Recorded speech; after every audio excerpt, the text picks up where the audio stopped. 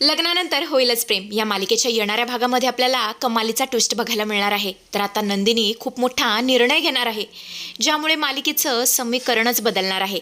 तेव्हा आता नंदिनी असा कोणता निर्णय घेते, नक्की काय तमाशा घडतो, सगळं बघूया.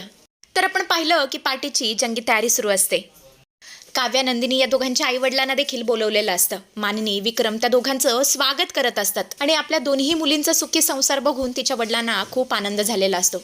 कारण त्यांना या सगळ्याची अजिबात कल्पना नसते, पण सगळं हळूहळू किती चांगलं होतंय हे सगळं बघून तर त्यांच्या डोळ्याचं पारणं फिटलेलं असतं. ते म्हणत असतात, शारदा, आता मी मरायला मोकळा. हेच तर मला बघायचं होतं. आपल्या दोन्ही मुलींच्या संसाराला कोणाची नजर लागायला नको. पण बरोबर पिहू व्हिडिओ प्ले करते आणि नजर लागतेच. काव्या, जीवा या दोघांचा व्हिडिओ बघून सगळीकडे खळबळ माजते.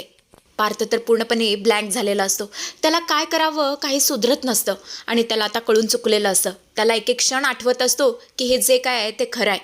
मागच्या वेळी जेव्हा पाणीपुरी खात असताना जीवाने काव्याला डोक्यावरती थाप मारून तिला बरं केलेलं असतं आणि अशा अनेक प्रसंग त्याला आठवू लागतात. आणि आता त्याला कळून चुकलेलं असतं की हे जे काय ना ते खरं आहे. जीवाने काव्याचं खरोखर अफेअर होतं आणि या दोघांनी आपल्याला अंधारात ठेवलंय, फसवलंय. समोर आता पाण्याची बॉटल ठेवलेली असते. पार्थ ती बॉटल उचलतो आणि घटाघटा पिऊ लागतो. काव्या म्हणत असते, अहो पार्थ, ती बॉटल सोडा, सगळं पाणी खाली सांडतंय. प्लीज असं पाणी पिऊ नका, स्वतःला त्रास करून घेऊ नका. प्लीज तुम्ही असं का करताय, आधी माझं ऐकून तरी घ्या. पण पार्थ इतका चिडलेला असतो, तो बोलतो, बास, मला आता तुमचं काहीच ऐकायचं नाहीये. जीवासुद्धा मध्ये पडतो.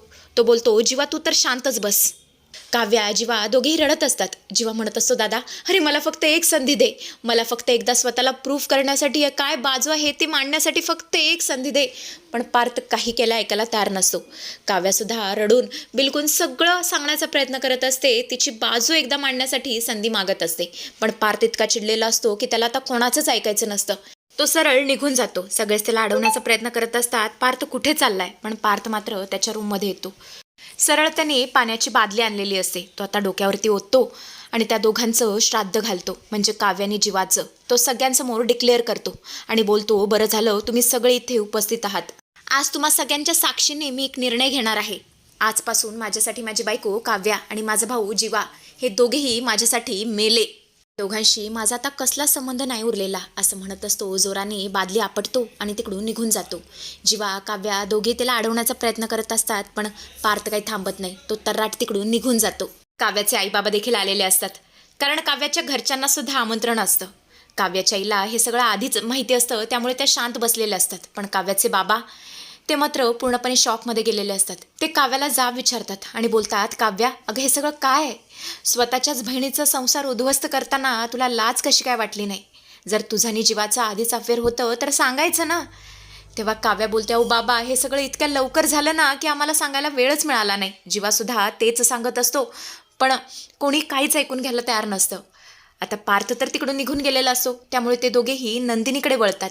जीवा आता नंदिनीची माफी मागू लागतो आणि बोलतो, नंदिनी, मला माफ कर. खरं तर हे सत्य आम्ही आधीच तुला सांगण्याचा प्रयत्न करणार होतो, पण परिस्थिती आणि प्रसंग असा ओढवला ना की आम्हाला काही सांगता आलं नाही आणि त्यात मला तुला खरंच गमवायचं नव्हतं. मला माफ कर नंदिनी, प्लीज मला माफ कर. पार्थ दादाला कसं मनवायचं ते माझं मी बघेन. शेवटी तो माझा बडे भैया आहे.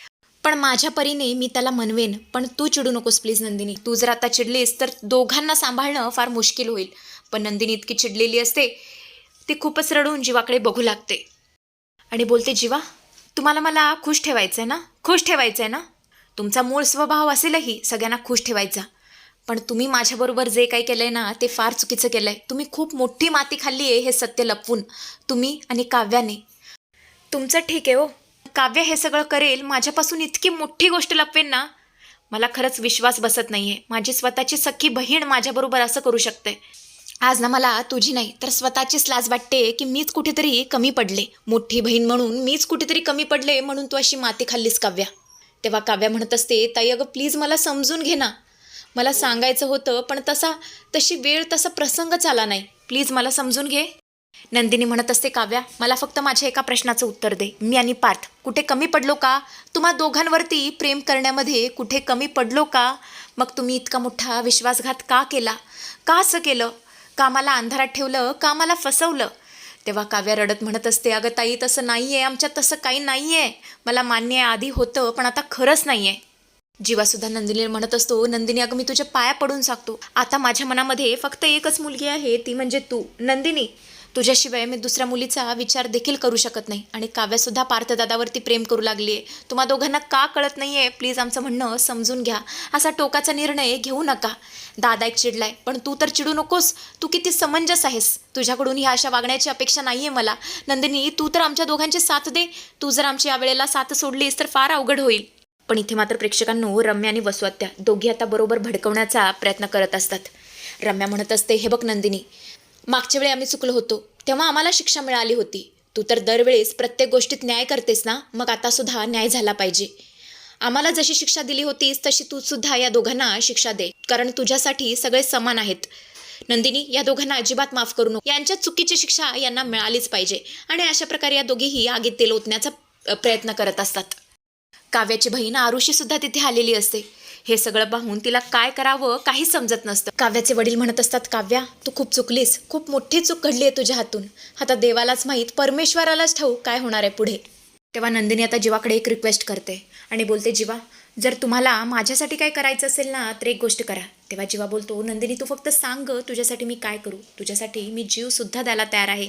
तू फक्त बोल. मला आता कोणत्याही परिस्थितीमध्ये तुला गमवायचं नाही आहे. नंदिनी प्लीज नंदिनी. तेव्हा नंदिनी बोलते, जीवा मग ठीक आहे, तुम्ही एक काम करा, मला सोडून द्या. मला आता तुमच्याबरोबर संसार नाही करायचा.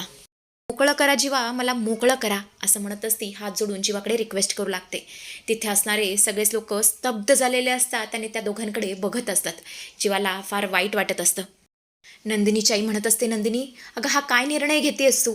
अजून एकदा विचार कर. असा भरला संसार मोडू नकोस.